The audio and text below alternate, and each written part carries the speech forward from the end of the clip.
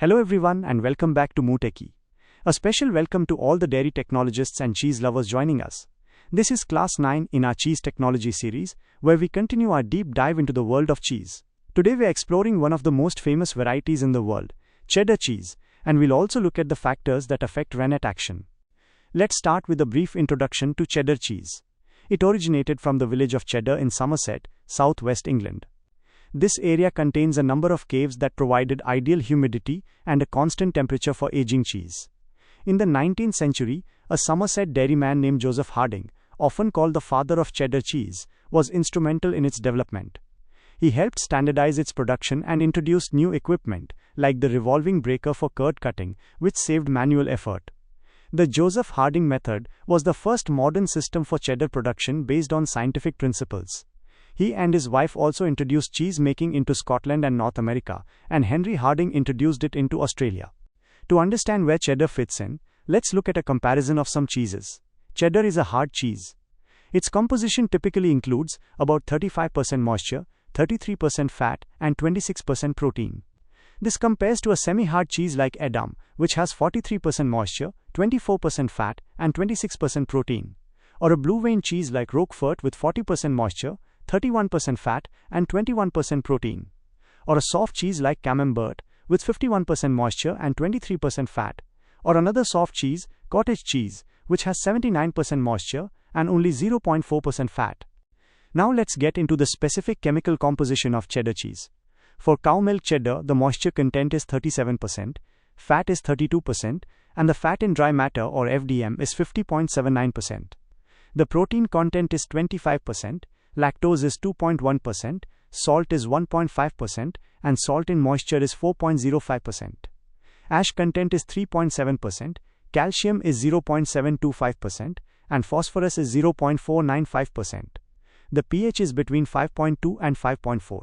For buffalo milk cheddar, the moisture is slightly lower at 34.75%, fat is 33.33%, and FDM is 51.07%. Protein is 25.32%, lactose is 1.94%, salt is 1.37%, and salt in moisture is 3.93%. Ash is higher at 4.66%, calcium is 0.836%, phosphorus is 0.484%, and the pH is around 5.21. The method of manufacturing cheddar cheese consists of several key steps. First, a starter culture is added to the milk. The milk is then coagulated. The resulting coagulum is cut into small cubes. These cubes are heated and stirred, which leads to the production of a required amount of acid. The whey is then removed. The cubes of curd are fused into slabs through a process called cheddaring. The cheddared curd is then milled. Next, it is salted. After salting, it is pressed. Finally, it is packaged and ripened. We can follow this process through a flowchart. It begins with receiving the milk. The milk is preheated to 35 to 40 degrees Celsius. It is then filtered or clarified. The milk is standardized to achieve a casein to fat ratio between 0.68 and 0.7. It is then pasteurized, typically at 63 degrees Celsius for 30 minutes. A starter culture is added at 31 degrees Celsius. This is usually 0.5 to 2% mesophilic lactic starters. After 30 minutes, rennet is added at 31 degrees Celsius at a rate of 1 to 2 grams per 100 liters. The milk coagulates or sets for 45 minutes. The coagulum is then cut into 5 mm cubes. The curds are cooked, with the temperature increased up to 37 to 39 degrees Celsius over 45 minutes. The whey is then drained away. The curds undergo the cheddaring process for about 2 hours. They are then milled when the acidity reaches 0.6%. Salt is added at a rate of 3%. The curds are hooped and dressed. They are pressed at 75 to 80 psi, which is about 2 kilograms per square centimeter for 15 to 18 hours. The cheese is then dried at 15 degrees Celsius for 5 days. It is paraffined by dipping it in paraffin wax at 125 degrees Celsius. Finally, it is vacuum packaged and ripened at 5 to 10 degrees Celsius and 80 to 92% relative humidity for 3 to 12 months. Proper preparation of equipment is essential. This involves the proper washing and sanitization of cheese vats, utensils, pipelines, and other accessories, following strict cleaning procedures. The selection of milk is also critical. High-grade milk must be used following a specific procedure. The milk is filtered or clarified, often using a muslin cloth or a clarifier, and it is best to use preheated milk at 35 to 40 degrees Celsius for this. Standardization is the next step. This involves adjusting the casein-to-fat ratio in the milk to 0.70. This has several important objectives for achieving the correct final composition. The milk is then pasteurized, typically at 63 degrees Celsius for 30 minutes or 72 degrees Celsius for 15 seconds. The purpose of pasteurization is to ensure safety, though it has some disadvantages for cheese yield and flavor. An alternative process called thermalization is sometimes used, which is a milder heat treatment. Sometimes calcium chloride is added. Excessive heat treatment can cause the precipitation of calcium salts, which results in a slower renneting action and a weaker curd. To overcome this, calcium chloride is added at a rate of 0.01 to 0.03%. The addition of the starter culture is the heart of cheese making. Typical cultures include Streptococcus lactis, Streptococcus cremoris, and Streptococcus diacetylactis. It is added at about 1% at 30 degrees Celsius. Adding too much starter can result in an acid-flavored cheese. It is vital to check the starter culture quality before use. The purpose of the starter is to produce acid and develop flavor. Cheese color is often added. A common colorant comes from the annatto tree. The seed is white inside but covered with a thin, highly colored coat.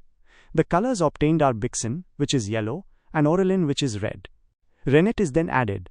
Calf rennet is used at about 2.5 grams per 100 liters, while a microbial rennet like Mato is used at 1.5 grams per 100 liters. The coagulation time is typically 30 minutes. Rennet action occurs in 3 phases. Cutting the coagulum is an important step. A glass rod is inserted at a 45-degree angle and lifted.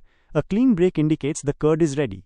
Undersetting leads to a lower yield, while oversetting makes the curd difficult to cut and delays moisture expulsion.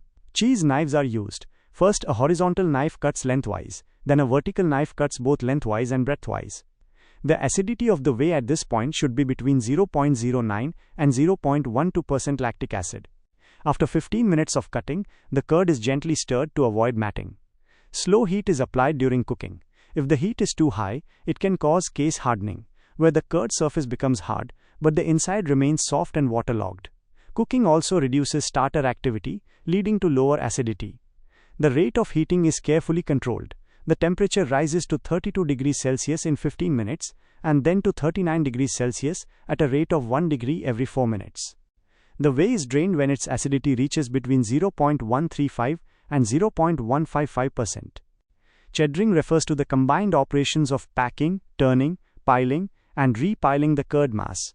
The curd is arranged in 2 packs in the vat, and this process is repeated every 15 minutes. Cheddaring requires 1.5 to 2.5 hours. Its purpose is to squash the individual curd particles, releasing more whey, and to produce a cheese that has a close-knit waxy body with good slicing properties. Milling is the mechanical operation of cutting the blocks of cheddared curd into small pieces using a cheese mill. The curd should be smooth and velvety, resembling roasted chicken meat, and have an acidity of 0.50%. The objectives of milling are to promote further removal of whey, enable quick distribution of salt, and prepare the curd for pressing, cooling, and achieving a uniform composition.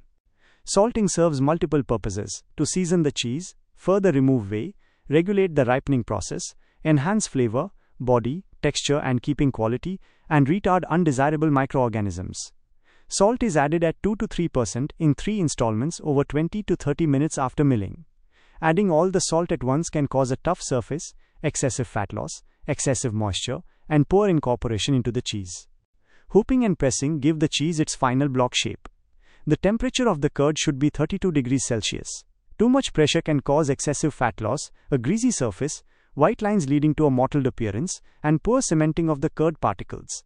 Final pressing is done at 25 psi for 12 to 15 hours. Cheese presses can be screw, pneumatic, hydraulic, or spring type.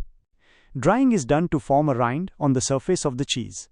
The cheese is stored at 12 to 16 degrees Celsius and 50% humidity for a few days and turned every 24 hours. Paraffining involves dipping the cheese in melted paraffin wax for a few seconds. The objectives are to reduce moisture loss, prevent extensive mold growth, and protect against mites and insects. Ripening is the final stage in cheese production, typically lasting 2 to 4 months and occurring at temperatures between 5 to 12 degrees Celsius with 75 to 85% relative humidity. During this period, physical, chemical, and bacteriological changes contribute to the development of the cheese's distinct flavor, body, and texture. Key influences on ripening include temperature, humidity, and the biochemical and microbiological makeup of the curd. Cheddaring, a crucial step in cheddar cheese production, involves the rapid matting of curd due to heat and acid. This process transforms the curd's initial rubbery texture into a dense fibrous structure resembling a chicken breast. This characteristic texture is achieved when the curd's pH drops to 5.8 or below. Cheddaring is considered complete when the whey's acidity reaches 0.45 to 0.50%. Following this, the curd is milled, salted, pressed, packaged and ripened. The texture of cheddar cheese is notable for its protein structure, which consists of smaller particles compared to cheeses like Gouda. Cheddar's texture falls between high pH cheeses like Gouda, which deforms easily, and low pH cheeses like Cheshire, which shatters. Flavor development in cheddar is influenced by various factors, including milk fat content, proteolysis, and the presence of starter and non-starter bacteria. While increasing fat content from 0% to 4.5% enhances flavor, further increases offer no additional benefit, indicating the significance of the water-fat interface for flavor component dissolution and retention. The breakdown of casein through proteolysis also plays a vital role in shaping the cheese's flavor profile. Finally, rennet action is affected by several factors. Temperature. Rennet is inactive below 20 degrees Celsius, with optimal activity at 41 degrees Celsius and general activity between 30 to 48 degrees Celsius. Acidity. Rennet functions more effectively in acidic milk conditions.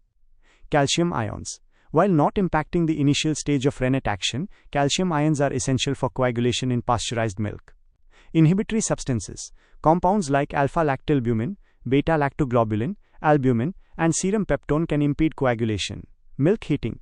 Pasteurized milk may produce a weaker curd with reduced strength. Homogenization. This process is generally not practical for cheese milk as it leads to weak curd formation. Understanding these intricate processes is fundamental to mastering both the art and science of cheese technology, particularly for cheddar cheese and rennet action.